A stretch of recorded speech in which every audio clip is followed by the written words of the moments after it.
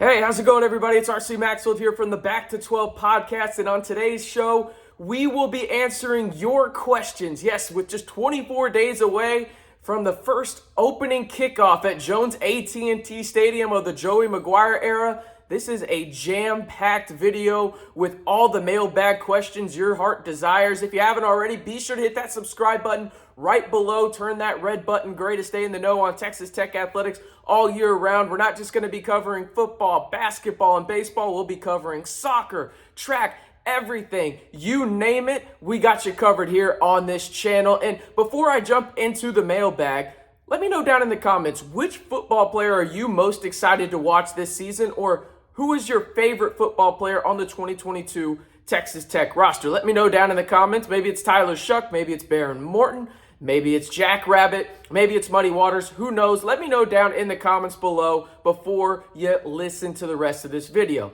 All right, let's jump right into this. First question we have is from Fernando.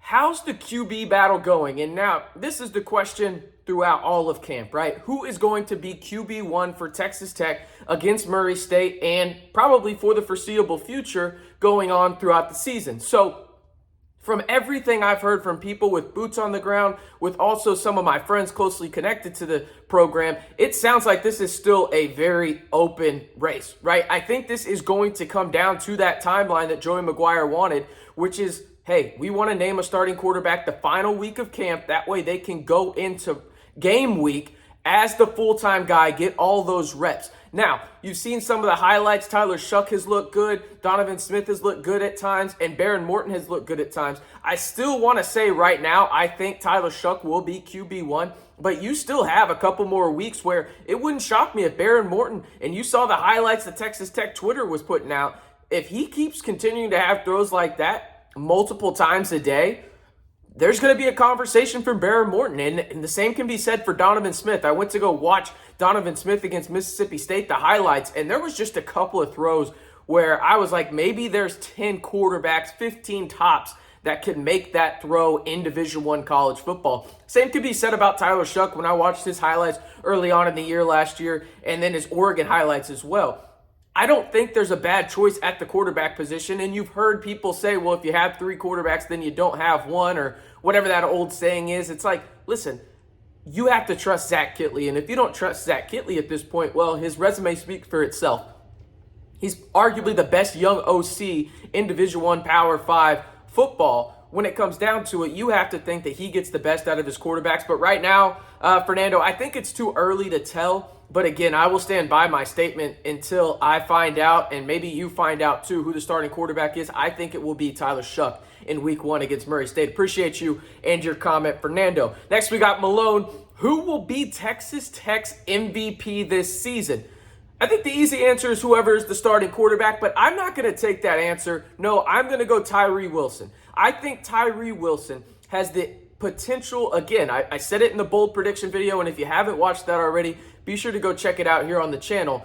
I think he has the potential to lead the Big 12 in sacks this year, and that will hide a lot of flaws on your defense. And the defense is better than it has been in years past, especially the secondary. The linebackers scared me a little bit outside of Merriweather, just because you don't have that experience like you've had in years past, where you've had the luxury of having, Rico Jeffers, Colin Schooler, Kershaw Merriweather all on a roster. And I didn't even mention Jordan Brooks and other guys like Dakota Allen, right? You think about it, there's Merriweather when it comes to experience at the Power 5 level. Everybody else is kind of in a prove-it type situation. I guess you could say Dimitri Moore, who transferred in from Vanderbilt, but he hasn't really done it over a long period of time like Kershaw Merriweather has in the Big 12. So it'll be interesting. I think Tyree Wilson will hide a lot of flaws defensively for Texas Tech, and I think he will end up being the MVP for Texas Tech this season, regardless of the side of the football. But if you made me choose, I think it's going to be Tyree Wilson on defense, and then on offense, whichever quarterback it is. But a dark horse candidate for MVP on the offensive side of the football. It's not the sexy pick at all, but I think it's Caleb Rogers if he can be that dominant left tackle that he needs to be for that Texas Tech offensive line. Malone's got one more question. What newcomer / non-starter from last year is making a big splash in fall camp? The easy answer is wide receiver Brown, the SMU transfer. He's not on scholarship, but he is a walk-on. I think he's going to play valuable reps this year for Texas Tech out at the wide receiver position. You think about it, outside of Miles Price, not a lot of experience out there on the outside. You got Duran Bradley, Trey Cleveland. You got Loic Fungi if he can come back and stay healthy. But, I mean, there's a lot of question marks at the wide receiver position. Brown has at least played at the collegiate level. He wanted an opportunity to play at the Power 5 level, transferring from SMU. I think he gets that opportunity, and does he run with it? I'm not sure, but he has impressed early and often in camp so far. Appreciate your questions, Malone. Moving on to Poor Bob 1122. Do we have a legitimate shot at shocking Texas with the win? Yeah, absolutely. I think when you look at it, you're going to see a lot from Texas in the first 3 games of the season. Obviously, they play Alabama down in Austin. But the biggest takeaway for me when it comes down to Texas Tech and their chances of beating Texas in the Big 12 opener in week 4 of the season is Texas will have not played a road game at that point. They are starting their season off with 3 home games. And Texas Tech, they go to Raleigh, North Carolina to face off against probably a top 15 team in the North Carolina State Wolfpack the week prior. Think about it. Houston, North Carolina State, Texas. You're playing 3 ranked opponents back to back to back. 2 of those are at home in Houston and Texas. I think Texas Tech does have a chance to beat Texas. The real question is, does Texas Tech have enough firepower to keep up with the Longhorns, who you presume will have a good offense with Steve Sarkisian as the play caller and Quinn Ewers as the quarterback, presumably. I don't know. Hudson Card might have something to say about that. I still think Quinn Ewers will be the quarterback, but absolutely, Bob, I think Texas Tech has a good chance to beat Texas. Now, what does that good chance look like? I would probably say when we're looking at the odds of this and that week comes around, I think Texas will probably be favored in the neighborhood of 5.5, 6.5. But Texas Tech, it's a home game. Could be at night if Texas Tech goes 2-1. Maybe even doesn't even have to win that North Carolina State game. Just play close on the road against the top 15 team from the ACC in a Power 5 conference.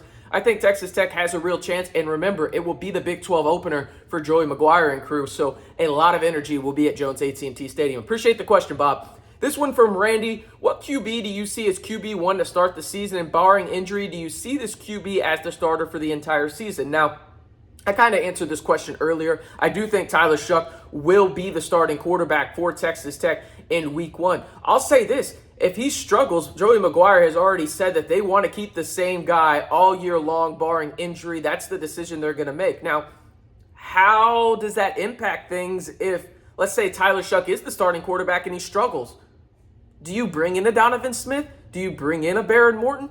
I think you at least have to think about it. But if you listen to Joey McGuire and what he said, you have to trust him at this point. He's giving you no reason not to. I think whoever wins that quarterback job in week 1 with the final week of camp, so the 2 weeks before Texas Tech plays a game, it's coming up pretty quick. You got about 14 more days in fall camp in terms of before they probably name a starter, so 2 weeks. Wouldn't surprise me at all if they do that probably on a Thursday or a Friday. I think Texas Tech will have Tyler Shuck as QB1, but listen, I think Texas Tech is in a great spot at the quarterback position. You could go either way, and I do think all 3 of those guys, if they win the QB1 spot, will be the starting quarterback for the whole entire season. Appreciate the question there, Randy. This one to David. You can only pick one. Would you rather have a dominant offensive line or dominant defensive line this year? Give me the dominant defensive line, and hear me out on this.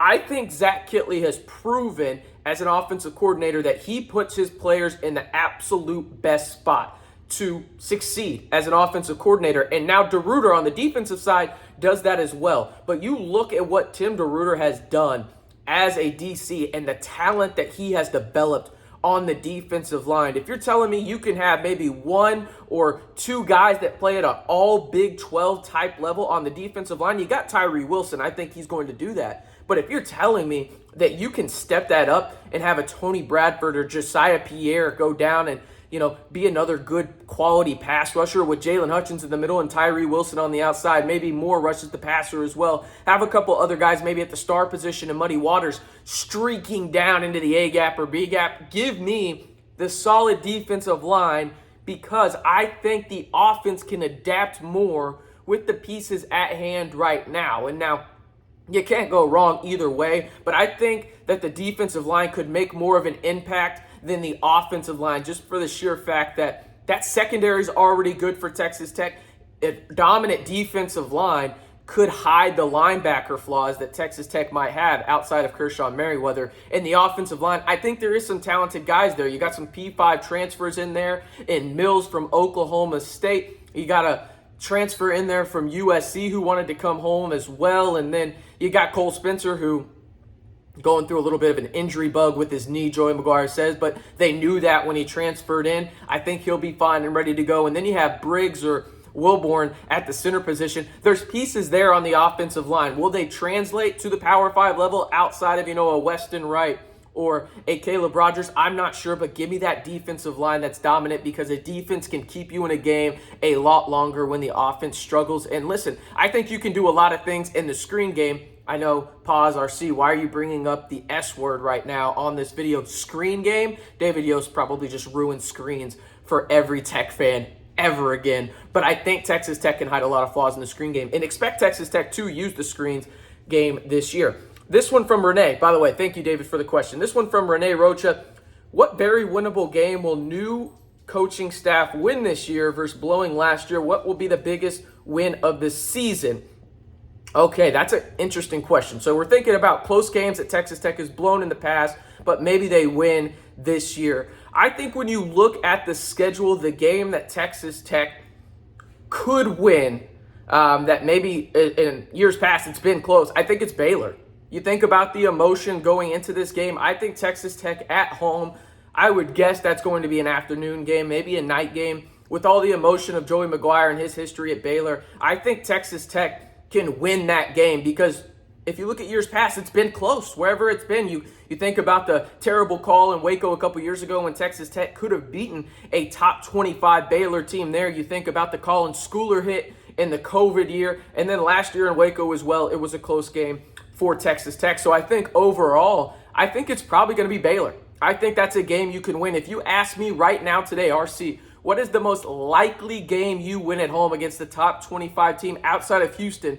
Just strictly talking in the Big 12, I'm probably picking Baylor. I know Texas is going to be up there too, but give me Baylor on that one. And then that answers the other question too. Baylor would be the biggest win of the season, in my opinion. I have Baylor winning the Big 12 title, regular season. So if you can beat them, I assume they lose 2 games this year, at least, maybe 3. If you're one of those 2 losses, one of those 3 losses, and you can hand to them, that's a big program-defining win for Joey McGuire and crew. Appreciate everybody sending in the questions from Fernando, Malone, Bob, Randy, David, Renee. I appreciate it. I'm going to be doing this about once a week here on the channel, so don't hesitate to drop those comments below. And hey, if you haven't answered my question at the very beginning of the video, do so now. Who is your favorite player, or which player are you most looking forward to watching on Texas Tech this year? And if you haven't already, be sure to hit that subscribe button to stay in the know on Texas Tech athletics all year long right here on the Back to 12 podcast channel.